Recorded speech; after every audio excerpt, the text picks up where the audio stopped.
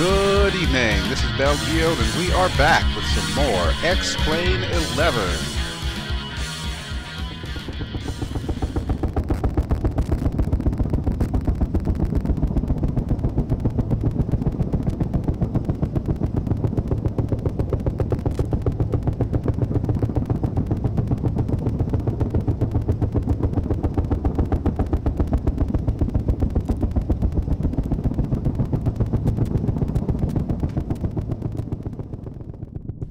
Howdy folks, and we are back here in X-Plane 11, and tonight I'm going to be showing you a lot of great stuff.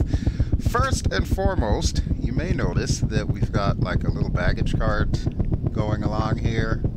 We are currently at Grand Canyon National Airport, which may look familiar to some of you if you've been watching my various different series. It's been featured in the FSX series.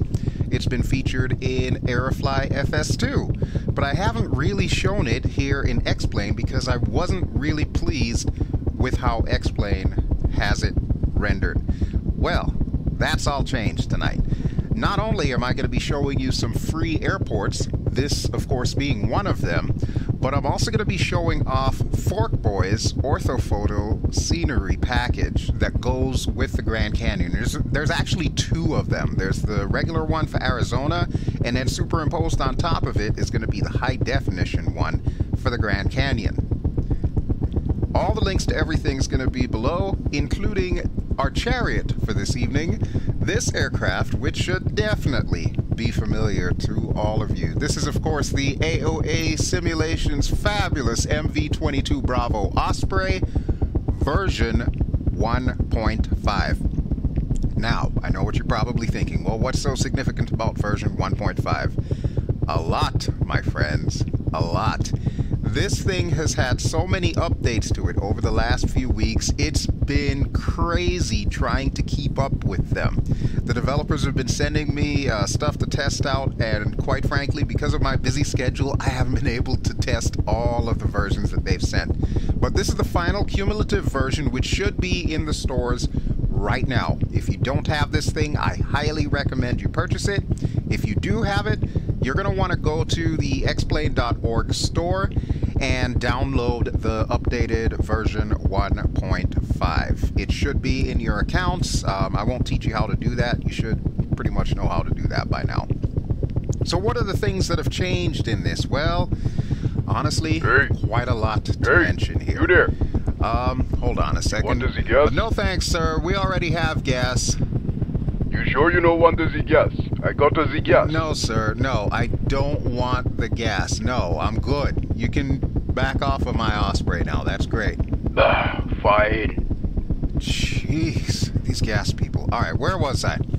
So, yes, a lot's changed. Mostly the way that the PFD and the MFD are laid out. You will notice there's the addition of some different colors as well as other features that'll become apparent as we are flying. The other really cool thing that has changed, they've upgraded the moving map so that it actually works as a terrain radar, and it'll tell you whether you're above or below the terrain. In addition to which, they've also moved the camera. If you remember, the little camera used to be on this navigation display here.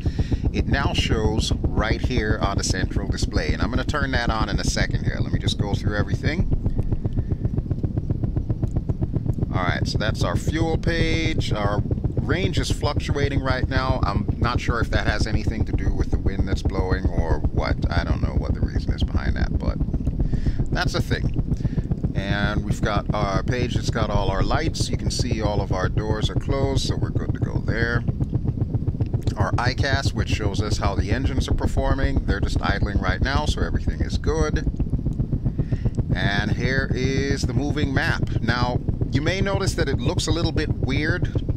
It's about 10 o'clock in the simulator right now, so we've got the light shining in that obviously is creating a little bit of glare, but that will change momentarily.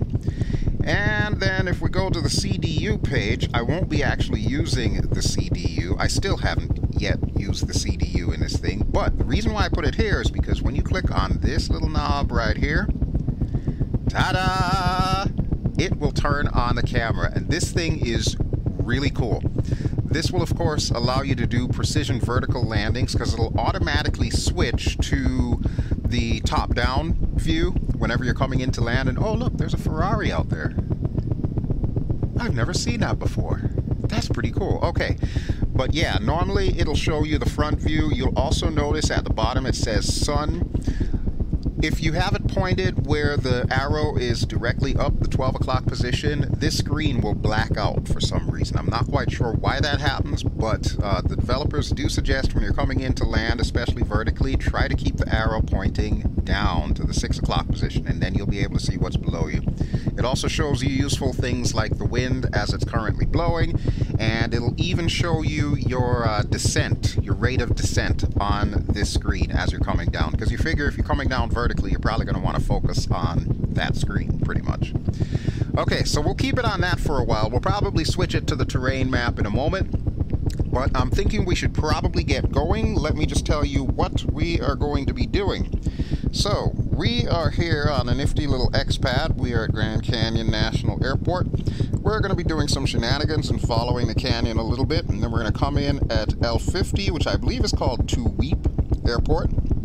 It's a little airstrip out in the middle of the desert, so don't expect a whole heck of a lot, but I wanted to show it off because I wanted to show off just how impressive the freeware sceneries that come with this package are. And then we're going to stop at 1Z1. I forget the name of it, but it should be on the sign out there, so we'll see it when we get there. That's another little airstrip out in the middle of nowhere. And then we're going to end our Grand Canyon tour today at 1G4, which is Grand Canyon West Airport. And just a little bit further west off the map is actually Las Vegas, but we won't be going there today. This is as far as we're going to go. Alright, so now that we have an idea of what we are going to do, let's go ahead and pull our nacelles forward just a touch, and we're going to taxi out to runway 21 right there, and we're going to take off to the south. We'll loop back around and go over the Grand Canyon and check out ForkBoy's work. Okay, so let's get the show on the road before this gas guy comes back over here. I already told him once before we don't need gas.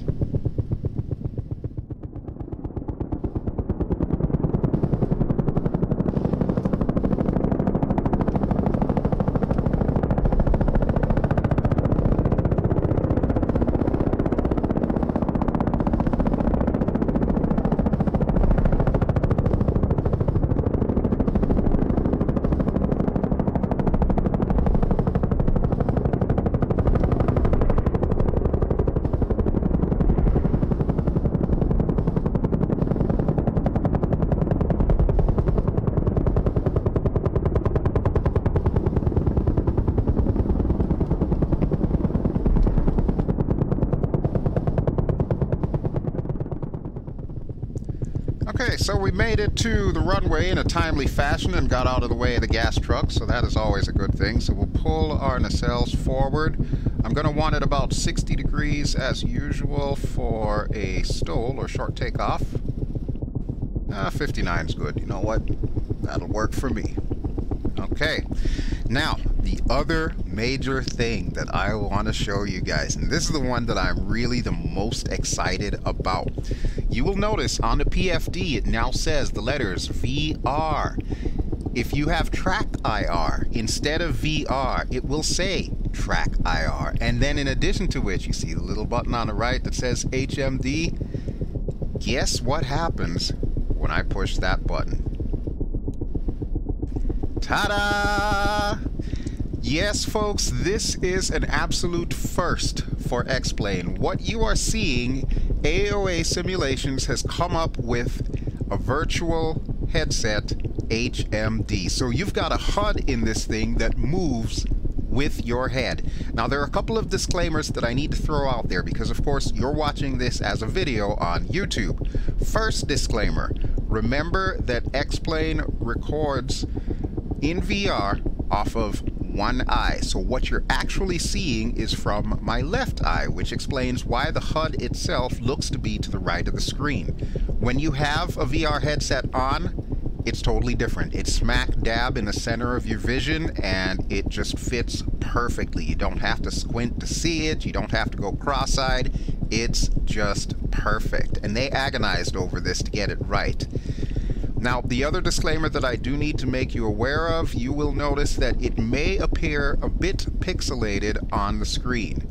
Do not worry about that. That, again, is just the nature of how X-Plane records to video.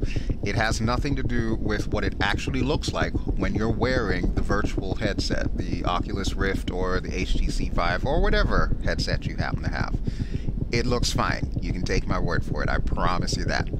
So, now that we've got our brand new toy to play with, I think it's about time that we get out of here and we'll head over to the Grand Canyon. So, brakes down, throttles up, and brakes off. Full throttle, and here we go, baby. Woohoo! Love it. Quick and easy.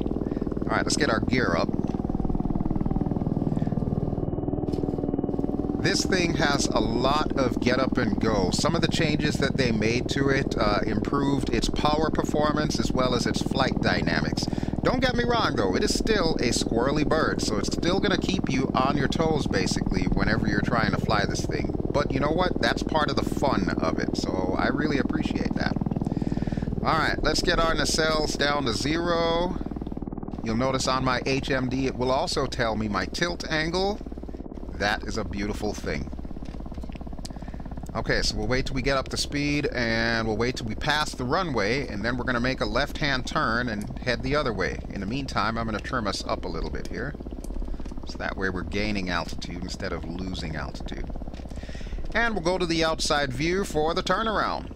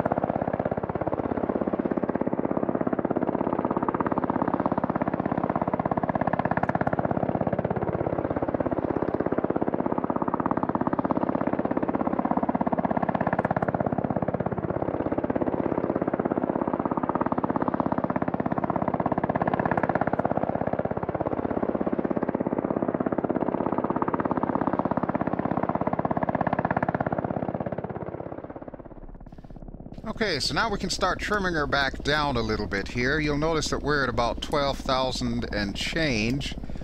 I am not 100% sure if this thing's got oxygen in it, so we're probably going to want to come down to about 10,000.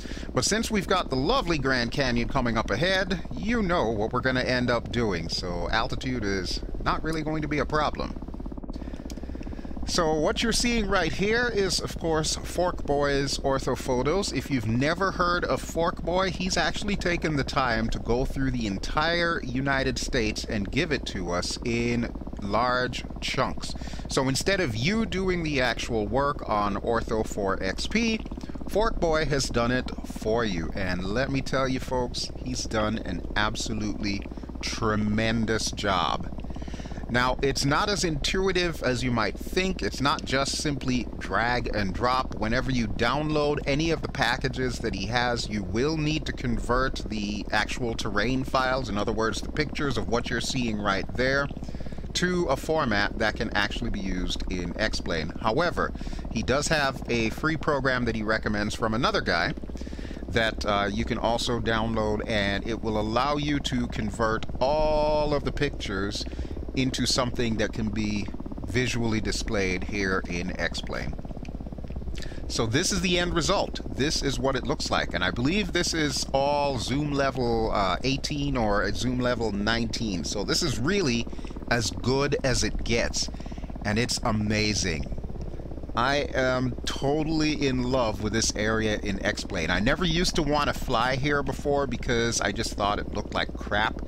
No, ForkBoy has really done it justice, and it looks amazing with Alpilot's HD Mesh version 4 as well. Okay, and let me make sure that we're pointing in the right direction here. I do believe we are. You can see the Colorado River down there, so how about we get a little bit crazy? Yeah, I'm thinking we're going to want to hit the deck. What do you think, folks? Yeah, I think it's time.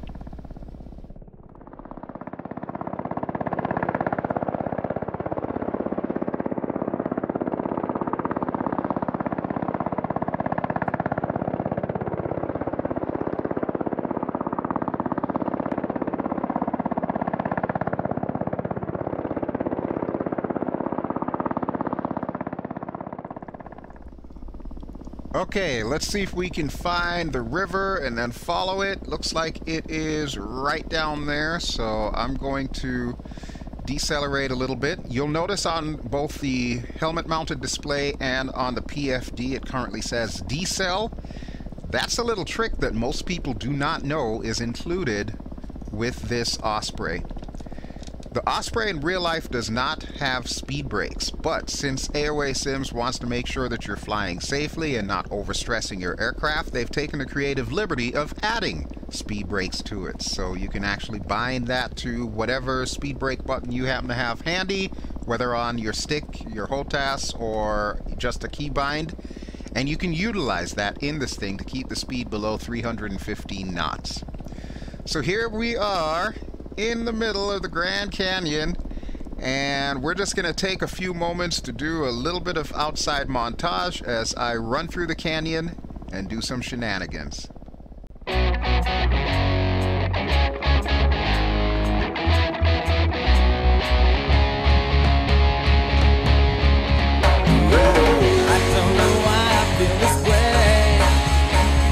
If I could lie to you, I'd say that I like being trapped beneath your prison, and I like the way I feel so stuck. I don't know why I feel this way. If I could run, I'd run away. But when I turn to go, I trip on your heels, and I hate the way I feel so stuck. Oh, give me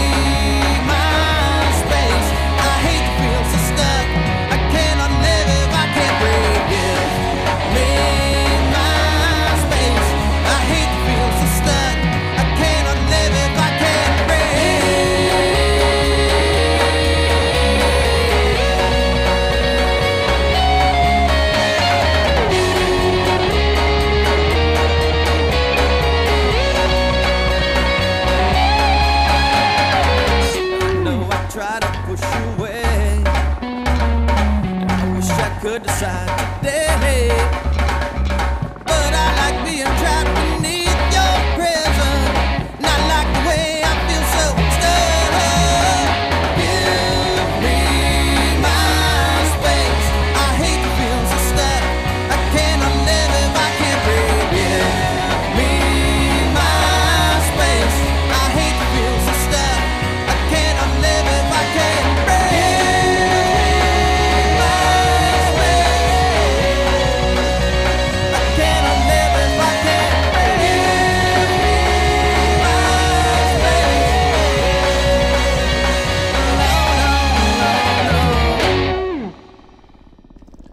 I love it, and I hope you enjoyed that. I tried to do it from the outside view because I'm pretty sure if I would have stayed inside the cockpit, it probably would have made you motion sick.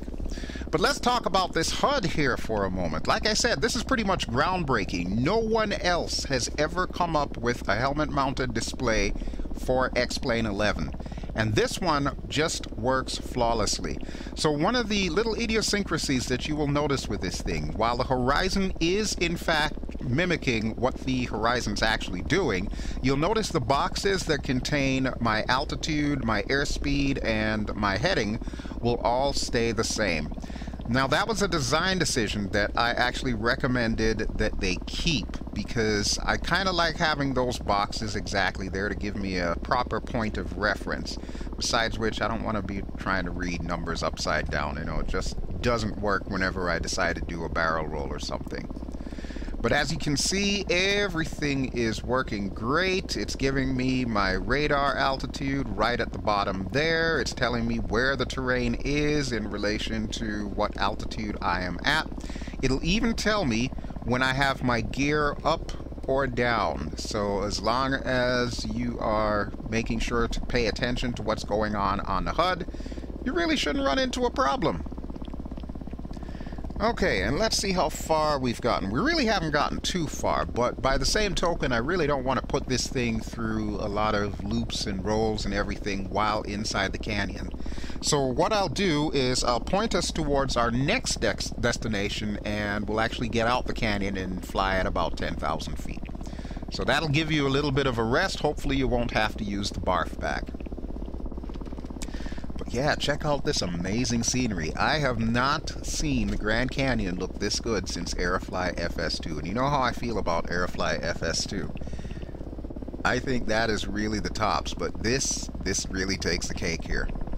It's been a while since I've seen it in FSX or P3D for that matter. However, I don't think it can really compare to what I'm seeing here. This feels real, and I know I say that a lot, but that's the whole point of VR, is the fact that it's supposed to feel like you're really there, and this definitely accomplishes that. Alright, so we'll say goodbye to the Colorado River for right now, and we're going to head directly to Weep. I will try to get us up to an altitude of about 10,000 feet, and then we'll use the magic of editing to shorten this trip a little bit. And we'll cut back in when we're just about to hit Weep.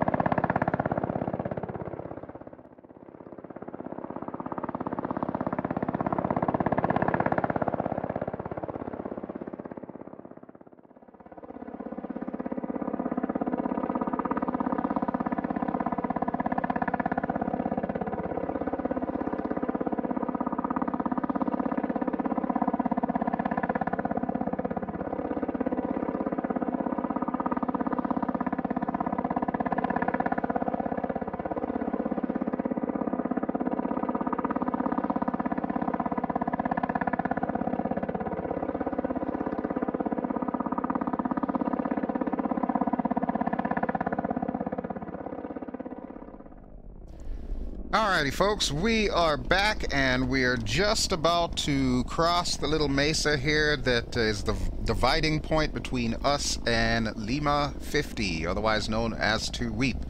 So I'm going to go ahead and take our autopilot off, and incidentally the autopilot does work, but kinda sorta. I do have a great deal of turbulence as well as some thermals and so on going on, so it's struggling to kind of hold everything steady. But I do have us pretty much at a heading of 265 and 10,000 feet. But I'm going to turn that off right now because Weep is coming up right below us. Matter of fact, if you look really close, you can see it just to the left of the HUD. Alright, so we'll get our altitude hold off, turn off the autopilot itself, and we'll drop some power. There we go. Okay, so this is one of the free airports that you're gonna get with the package that I have linked below. The package comes in two parts actually, and you get like 3 or 4 airports in each part. Weep, as well as I believe the airport we just took off from, which is of course Grand Canyon National, and the next airport that we're about to visit all come in the one package, if I'm not too mistaken. And then there are other airports that are a little bit further west and south of where we are that you would get in the second package. I highly recommend you pick up both packages since, of course, they're both free. And then, of course, they fit flawlessly with this Orthophotos scenery, as well as the mesh and everything. It's just a match made in heaven.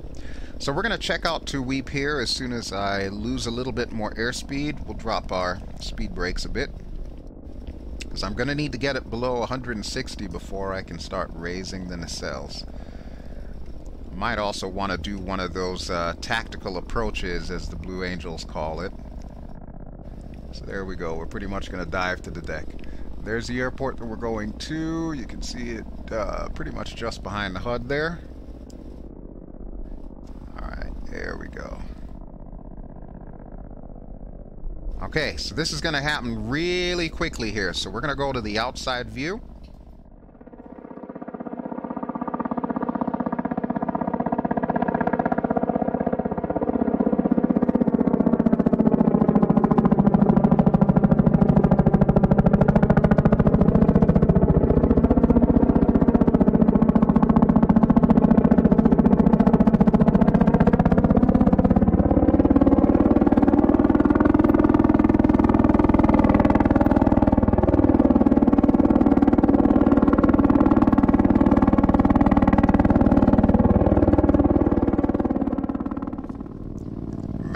Turbulence is really kicking my butt here. Alright, now I want to show you another thing on both the HUD as well as our little vertical camera and the PFD. You will notice some yellow bars currently that indicate that we are falling a little bit too rapidly.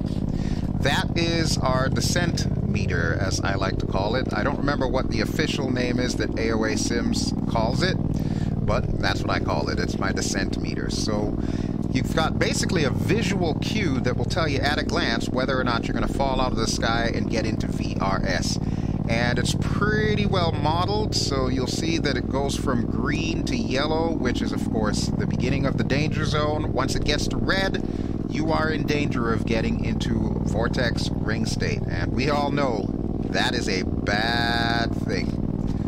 But I do believe the windsock is pointing us in the right direction, so we have our gear down. We are confirmed, and we're descending at a nice clip, about minus 300 feet per minute, roughly. Gonna slow us down a touch here. And what in tarnation is going on here? All of a sudden, I feel like humming the Cops theme song. Wonder what the bad boys did here, huh? That's wild. It's not every day you see a bunch of cops at a deserted airport questioning people. We may need to investigate this a little further. Let me get over this scrub grass first here. And we'll try not to bounce. Okay, well, I guess we failed as far as the whole bouncing thing goes. Woo! Alright, bring her down. And seriously, what is going on out there? Oh, we're going to need to go outside and get a better look.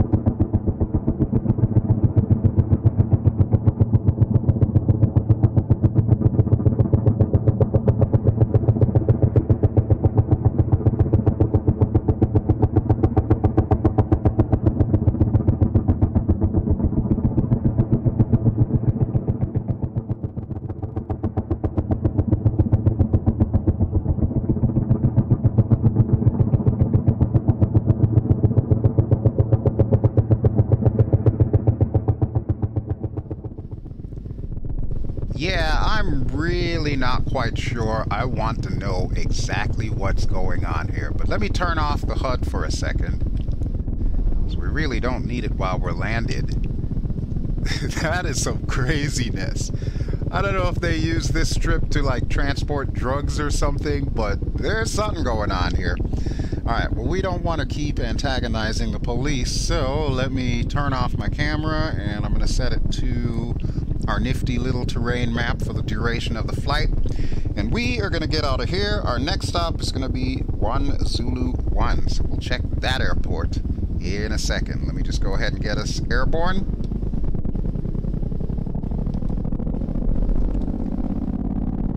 Alrighty, folks. Good luck with your arrests or investigations or whatever you're doing.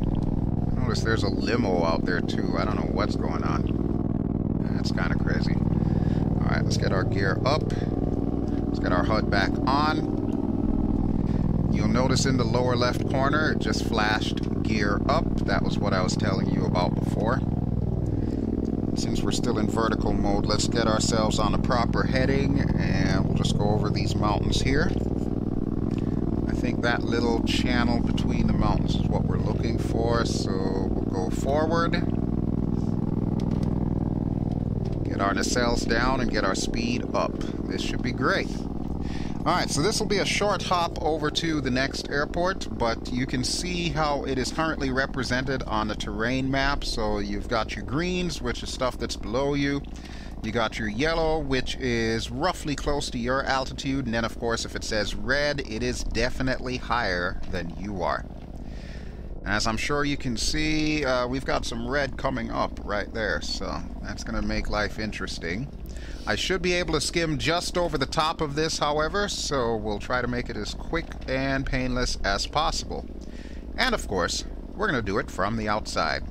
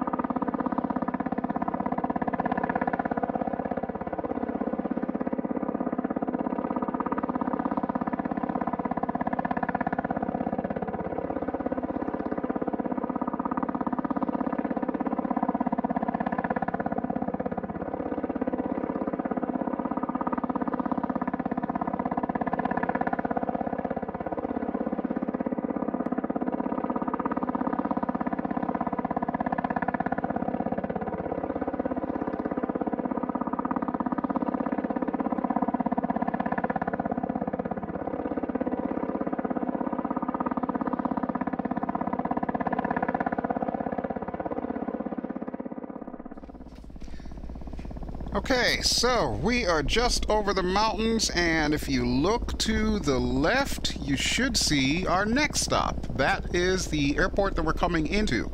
So once again, we will bring the throttles down to idle, and we'll put out our speed brakes, and we'll do some crazy shenanigans to get down to the deck.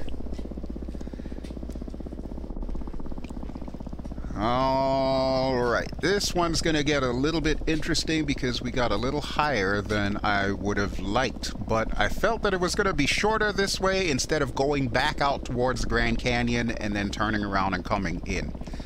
So we'll try to see if we can make this work here. Let's get our speed brakes off. There we go. And we're going to be over the speed to where we can tilt the nacelles, but I will compensate for that momentarily. We'll probably circle around the airport and then come in. So let's get those speed brakes back on again. Keep it below 200. And there we go. This is our third airport in the little package here, the Grand Canyon Tour package that I have linked in the video description below. You can see we're getting close to terrain, but that's okay. I compensated for that. And there it is. Look at that. Wow, it's pretty cool. You know, it's interesting to think that there actually are real airports like this out there. It's just so cool that somebody would think to even build an airstrip way the heck out here. It doesn't make a whole heck of a lot of sense to me, but I guess it is what it is. So I'm not going to complain too much about it. I am, however, going to drop our gear. There we go. And we'll start giving it a little bit of rudder action to slow down. And that's the other thing that I really love about the tilt rotor, is all the crazy maneuvers that you can perform with this thing. As long as we don't get into a vortex ring state kind of mind, we should be fine. Alright, there we go. Okay, let's bring the nacelles forward just a touch. There we go. You can see our yellow bars that indicate we're coming down a little too sprightly. But that's alright, folks. I got this. And look at all them tumbleweeds on that road. That's awesome. That is too cool. I'm pretty sure that the overlay that comes with ForkBoy scenery probably needs a little bit of tweaking. Either that or this scenery itself, which contains the scrub grass and the tumbleweeds and all of that, probably needs tweaking. But either way, it still kind of looks cool to have all of that over there, because let's face it, who in their right mind wants to be out here in the middle of nowhere? I cannot possibly imagine what would be the appeal to be out here. But apparently there is some kind of an appeal to it, because look at all the vehicles. There's a tractor trailer, there's a couple of campers. What the heck is going on out here? Some kind of hippie fest? So the last airport that we were at, the cops were there, and now we've got some kind of Burning Man festival going on out here. I have no idea, folks. Alright, but let's see if we can set her down. Tilt her back here a bit. Rotate around. And try not to bounce this time. Okay, right there should be good. Come on, baby, straighten up. Holy crap, look at what's going on over there. Hold on a second, let me get this thing on the ground. No bouncy bouncy. There we go. We still bounce. Sheesh. Okay. Well, that is a thing that you have to expect with this aircraft. Sometimes she does bounce. She really likes that ground effect. What can I say? Alright, but here we are. Let me turn off the HUD. And what in the heck is going on over there? There's some kind of a beach party, except without the ocean. And it appears that we are here at Whitmore International Airport, North Concourse Gate A, elevation 4,000 feet. Wow. That's pretty cool. Alright, so just like before, we'll go outside and we'll kind of take a look at our surroundings here, and then we'll take off and head to our final destination.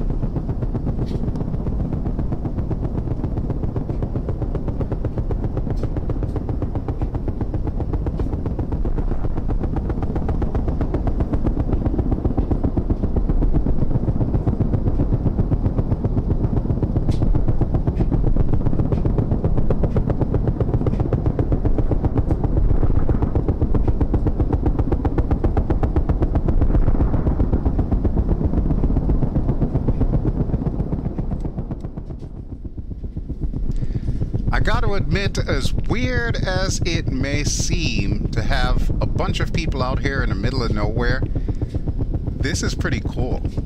This is really cool. And of course, I love the rocks that are included as a part of this scenery. I've mentioned before on one of my previous videos, I think it was probably the one with Kopoda Island, that I really love how rocks are created when people know how to do them correctly, and this certainly is the case. So yeah, awesome little place to hang out apparently. I just kind of wish there was more water. That would make it a little bit more appealing to me. But hey, you know what? I'm not going to fault these folks. They're having a great time here at Whitmore. And we are going to bid them adieu as we head out of here. So, let me see where our last stop is going to be. It's a little bit of a haul to get there. Okay, so this is our last stop, which is 1G4, otherwise known as Grand Canyon West. So we're going to need to head on a heading of, what would that be, about 200 or maybe 210? Nah, probably closer to 230 or 240. Okay, not a problem. I think we can handle that. So we'll put away my little Oculus Touch here. And our nacelles are already at the 90 degrees. We'll get the brakes off. We'll get the HUD back on. And we'll go vertical. Throttle coming up.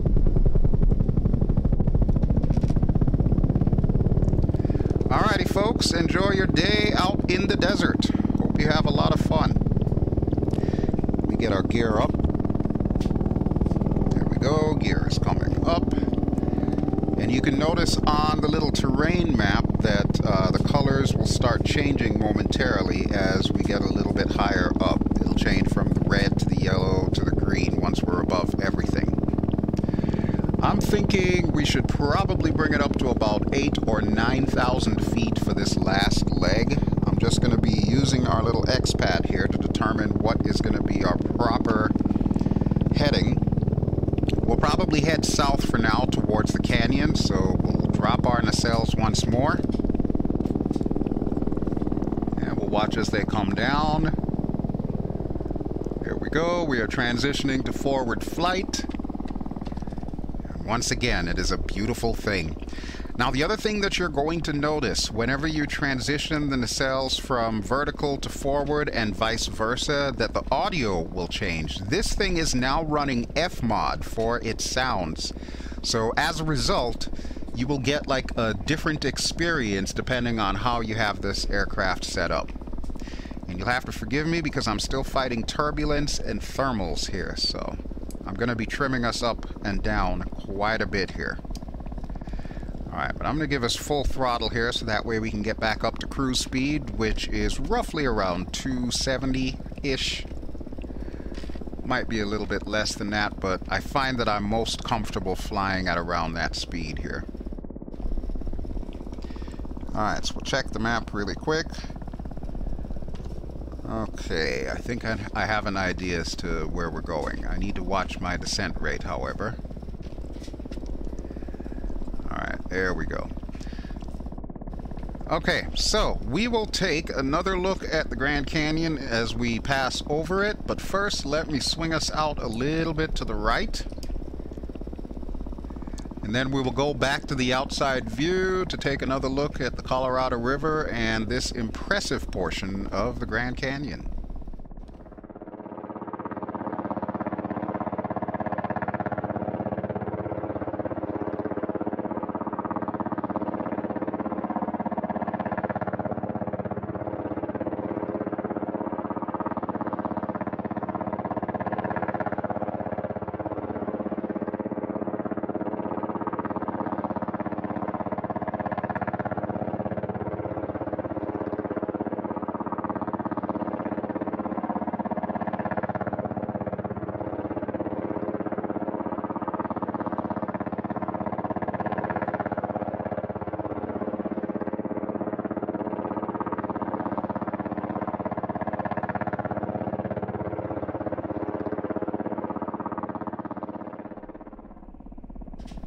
Okay, so we're just over 7,000 feet. We're still on full throttle here, but you can see some of the more intricate portions of the Grand Canyon, and again, this is ForkBoy's Orthophotos mixed in together with Alpilot's HD Mesh V4.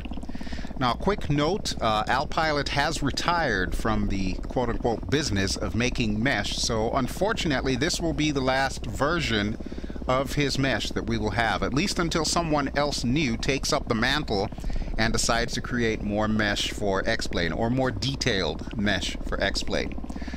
But I would say he is ending on a high note because, quite frankly, I think this looks phenomenal. It's absolutely incredible, the work that has gone into this. And it is really refreshing to see people come together making different aspects of scenery that just meld really well with each other. This is a prime example of what happens in X-Plane when everybody gets it right. And then couple that with the fact that we've got these free airports that we've been traveling to and from. It is nothing short of sublime. Now granted, Orbix has now entered the game, and Orbix has some really awesome places that they're bringing to X-Plane as well, most notably Frank Dionyse's Monument Valley in the southern portion of Utah.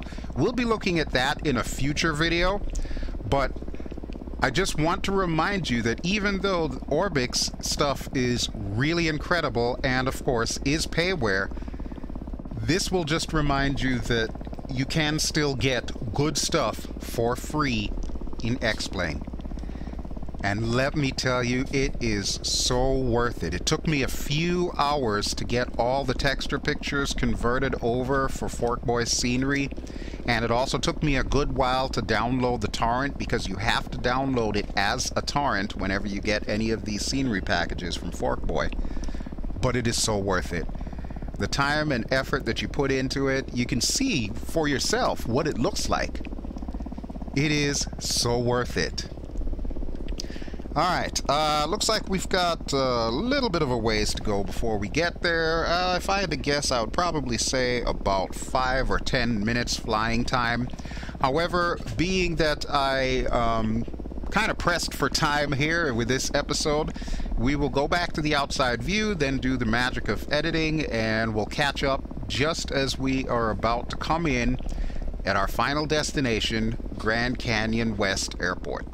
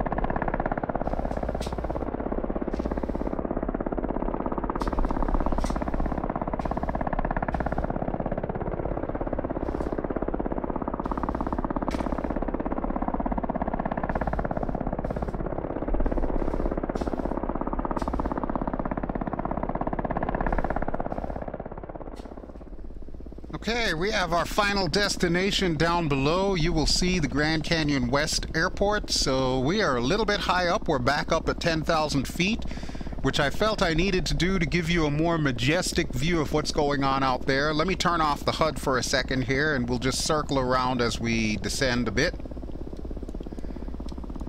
Alright, there we go. So now I will peer out the window, and you can see everything that the Grand Canyon has to offer. Is that not amazing? It really does not get much better than this, folks. It really does not get much better than this. Wow. Alright, but we do need to land, so I'm going to swing around this way here. drop everything to idle. We are losing quite a great bit of speed, but we haven't lost enough altitude as of yet. We're still at about 10,000, so we'll go ahead and drop that down. And I'm going to put the HUD back on here, so that'll help me with my landing. Let's trim us up just a touch here. Okay, so the HUD is back on. Just to remind you, what you're seeing on YouTube currently is my left eye coming through the Oculus Rift. This is not how it's going to look when you actually have your own VR headset on and you have this thing turned on. It does look a lot better when you're actually seeing it inside the Oculus Rift or the HTC Vive. Now, I should also volunteer the information that I've been told. Apparently, this HUD is also going to make its way to the other AOA Simulations products, most notably the F-35 Bravo. And you heard it here from me, folks. They are also coming up with the alpha version of the F-35, so you can expect that to be coming sometime in the near future.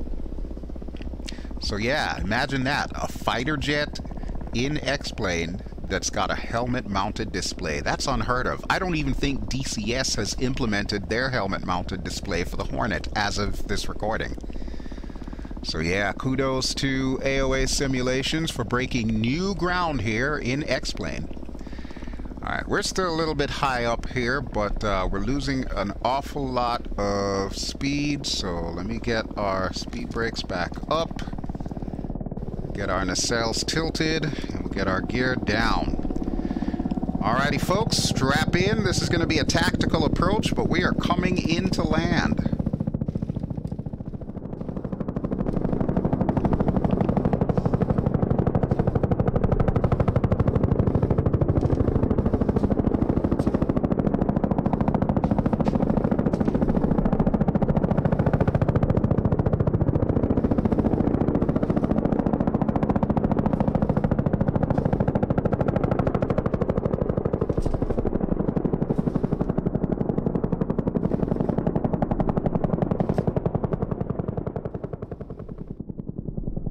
Now, one of the other cool little side effects that I've noticed with this aircraft is the fact that you can now actually practice auto rotations.